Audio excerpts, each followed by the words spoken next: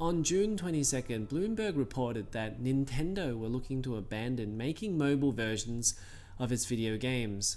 And for a while there, gamers enjoyed Nintendo franchises such as Mario Kart, Super Mario, Fire Emblem, and Animal Crossing on its mobile devices. And it was a great way for Nintendo to introduce its franchises to a much larger audience. But with the rise of the Switch, Nintendo has decided to pull the plug on its mobile venture, and this may come at a cost of the mobile gamers. And as this video is going to show, this may be a decision that Nintendo may come to regret. As a boy, I had an NES, and it was my pride and joy for many years. That said, I never had that many games for it, and would only get something for our birthdays or doing well at school. Games were $60 then, which is like paying $100 now. That's one of the reasons I never bought Super Mario 3 when I already beat it many times over on my friend's copy. Nowadays, no one really swaps games. This is why I'm also disappointed when Nintendo's games are still $60 for an unreasonable amount of time. The Legend of Zelda Breath of the Wild released 3 years ago and is still $60. We know it sells incredibly well, but Nintendo's insistence to keeping this $60 barrier on its games is also keeping many valuable and patient gamers out. It sits at 17 million copies sold, but the fact is it would sell many more copies at say $40 3 years from release. Nintendo, however, has just the one and only rule, and that is to never devalue their games, an ideology that seems to me at least counterintuitive to growing your fan base. In a way, I agree partly that companies have no reason to devalue their games too quickly. Take Bethesda, only 1 month from releasing their games, and with poor reviews and failing word of mouth, they discount their games way too quickly, leading to gamers holding out next time for a discount before buying. But I think it's safe to say that if you've been waiting for Breath of the Wild for 3 years, then you've either moved on or happy to wait longer. And this inflexibility, I believe, hurts Nintendo more in the long run. When first-party Nintendo titles refuse to discount, third parties discount far less. Have you visited the Nintendo eShop recently? Still way too many indie titles that cost far more than their PC or PS4 counterparts. Having owned every Nintendo console at some point, except the SNES, and that's a story for another time. I've become notoriously frugal on each system. Wouldn't it be better having some decent discounts to get the game into the gamer's hand at the very least? I have far more third-party titles on Sony consoles. And this is where I get to Bloomberg's latest article.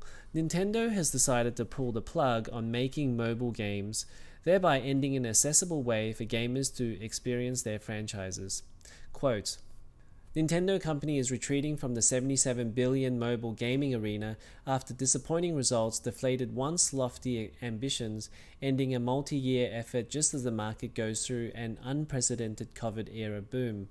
President Shuntaro Furukawa proclaimed 2 years ago that smartphone games would be a $1 billion business with growth potential, building on his predecessor's promise that Nintendo would release 2 to 3 mobile titles each year.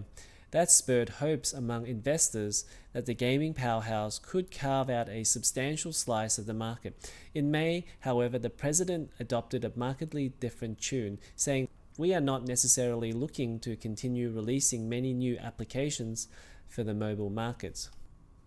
This ultimately forces some gamers who don't want to spend $60 on the latest Nintendo Switch games to either pirate their games or just game on other platforms like the 3DS or DS and buy used copies of their games, money that Nintendo doesn't see anyway. And if you look at it on the surface, perhaps Nintendo has a point. Their recent financial report showed that the Switch revenue of $12 billion was far greater than their mobile revenue of $500 million. But my argument is that it's not just the revenue from mobile games that's lost for Nintendo, it's also the opportunity to build an ongoing audience for their games. The mobile audience is huge for one, and far larger than the current Nintendo Switch audience of 60 million units.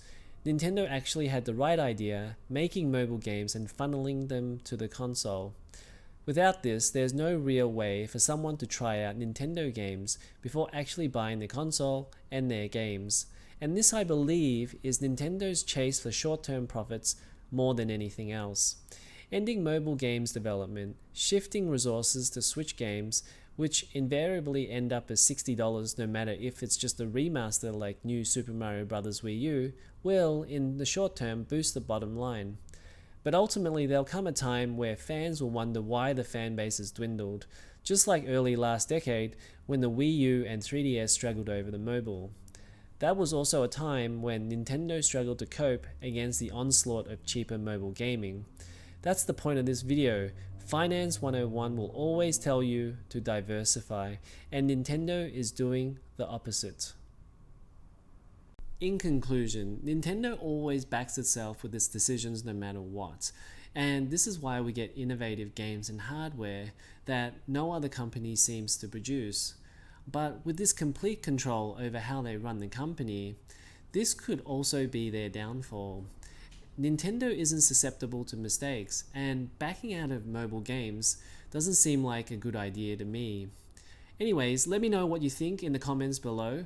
Do you think it was a good idea for Nintendo to back out of mobile games? Do you think Nintendo games are too expensive? Let me know in the comments, and make sure to click like and subscribe to the channel if you like this video, and I'll see you in the next one. Thanks for watching.